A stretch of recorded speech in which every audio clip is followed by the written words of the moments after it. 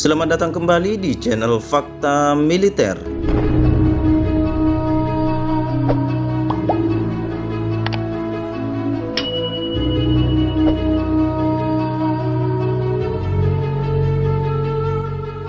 Lama tak terdengar, kini berita tentang kelapa sawit hadir kembali.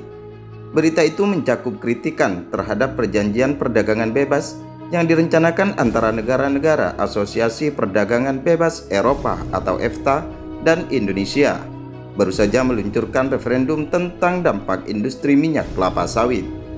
Perjanjian Perdagangan Bebas atau FTA yang ditandatangani pada Desember tahun 2019 antara Indonesia dengan negara-negara EFTA yakni Swiss, Norwegia, Islandia, dan Liechtenstein telah menghadapi banyak oposisi di Swiss terhadap jaminan pengurangan tarif hingga 40% terhadap 10.000 ton ekspor minyak kelapa sawit Indonesia. Para kritikus menganggap hal ini gagal menyetop kerusakan lingkungan akibat panen kelapa sawit yang digunakan dalam berbagai produk mulai dari makanan hingga kosmetik. Berita tentang perilaku buruk tata kelola perkebunan kelapa sawit terus berlanjut. Setiap saat kasus perlakuan tidak manusiawi dari pengelola perkebunan kelapa sawit terus bermunculan. Itulah yang dicermati para pengambil kebijakan di Eropa Barat, seperti di Jerman. Sedangkan Jerman adalah salah satu negara yang paling aktif melancarkan serangan atas buruknya tata kelola perusahaan kelapa sawit Indonesia.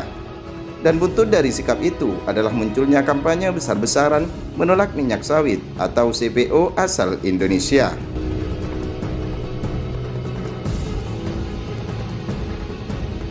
Baru-baru ini sebuah organisasi lingkungan dari Swiss yaitu Uniter berusaha melakukan referendum untuk menolak minyak kelapa sawit dari Indonesia. Bersama dengan para pendukung lainnya, Uniter menyerahkan sejumlah besar tanda tangan untuk meluncurkan referendum terhadap kesepakatan itu di bawah sistem demokrasi Swiss. Uniter mengklaim undang-undang yang berlaku di Indonesia tidak cukup kuat untuk menghentikan konversi hutan tropis menjadi perkebunan kelapa sawit. Dan organisasi tersebut percaya bahwa FTA hanya akan menguntungkan perusahaan besar dan bukan petani kecil. Maka mereka berkampanye agar minyak sawit dikeluarkan dari perjanjian perdagangan bebas dengan Swiss.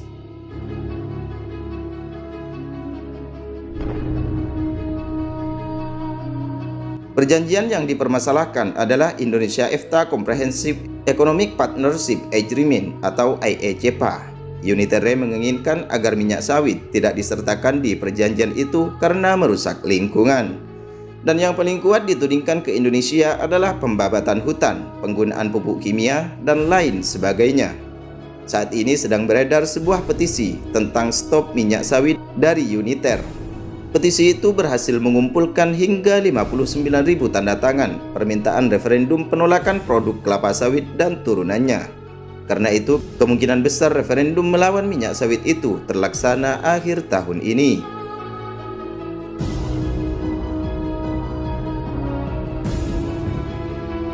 Sebagaimana kita ketahui, referendum adalah bagian proses demokrasi di negara Swiss. Terdapat banyak hal yang diputuskan melalui referendum. Di Swiss berlaku proses politik di mana rakyat diberi kesempatan untuk berpendapat mengenai apa yang telah diputuskan pemerintah. Lalu muncullah inisiatif untuk referendum menolak penggunaan sawit untuk memenuhi kebutuhan sehari-hari masyarakat Swiss.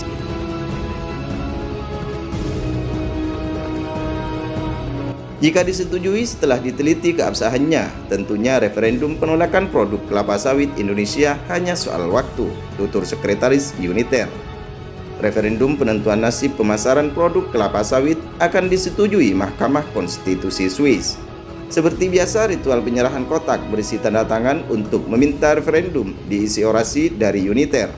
Isinya bagaimana industri kelapa sawit menghancurkan lingkungan hidup, sekaligus tentang keberuntungan yang diperoleh perusahaan besar.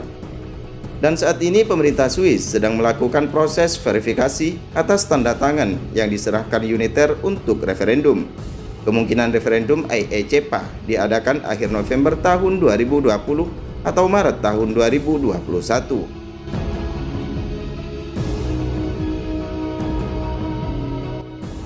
Masyarakat Swiss saat ini menggunakan minyak goreng dari perasan biji canola yang sebagian besar diproduksi petani Swiss, lalu bunga matahari, kacang tanah, dan buah zaitun.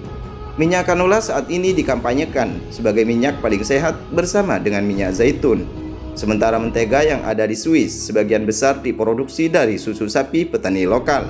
Dalam kerjasama Swiss dan Indonesia, Swiss mendapatkan potongan harga sebesar 40% dari produk minyak sawit Indonesia.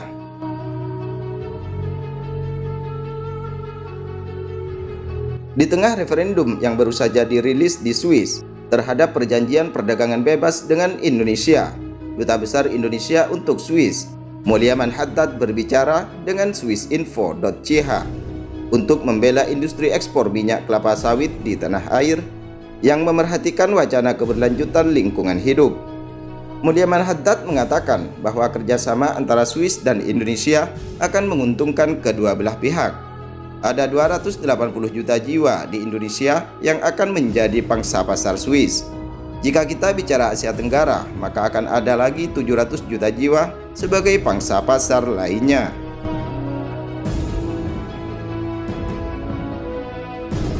Dalam perjanjian kerjasama dagang tersebut, produk kelapa sawit yang akan masuk Heidelberg dibatasi hanya 10.000 ton.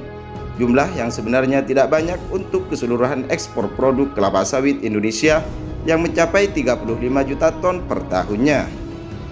Saya pikir wacana media harus didasarkan pada fakta yang nyata.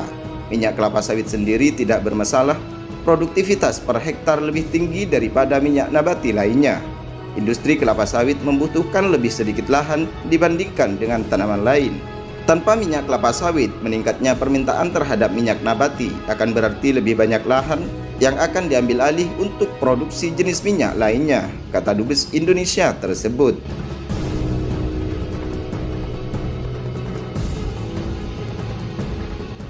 Namun menurut Nur Hasanah, seorang doktor lulusan ITH Zurich atau Institut Teknologi Konfederasi Zurich di Swiss yang telah meneliti kelapa sawit, jumlah 16 juta hektar perkebunan kelapa sawit yang ada di Indonesia tidak semuanya merupakan perambahan hutan. Hanya 4 juta hektar hasil deforestasi, sisanya 12 juta hektar fredeforestasi. Nur Hasanah juga menambahkan bahwa pemerintah, lembaga swadaya masyarakat, dan industri kelapa sawit sudah melakukan revisi dan terus berupaya dalam pencapaian industri kelapa sawit berkelanjutan. Ada penekanan transparansi di semua bidang, termasuk tanggung jawab ke pekerja dan lingkungan sosial.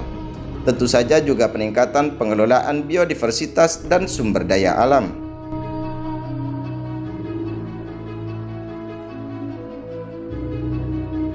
Nur Hasanah berpendapat bahwa Uniter yang mengkampanyekan luasnya perusakan hutan tropis itu sangat berlebihan, sedangkan luas Swiss dan Indonesia sangat berbeda. Kutai Kertanegara saja, daerah industri kelapa sawit yang saya teliti, luasnya setengah dari negara Swiss, katanya. Dalam kampanyenya, Uniter menyebutkan bahwa ladang kelapa sawit yang berjumlah 13 juta hektar itu sama dengan 3 kali lipat luas negara Swiss, dan Uniter menyebutnya sebagai Grand Desert.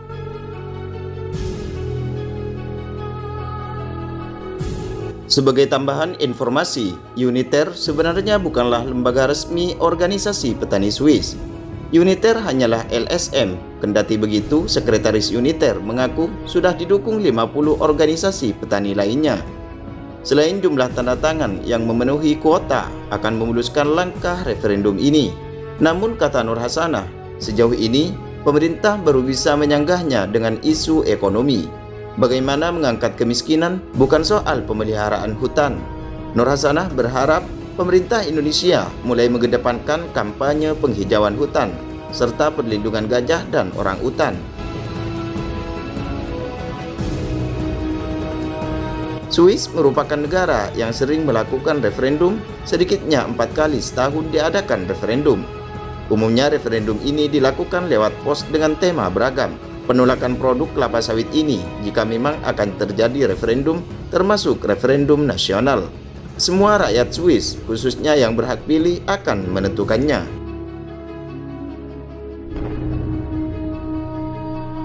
Nah, bagaimana menurut kalian? Silakan tulis pendapatnya di kolom komentar.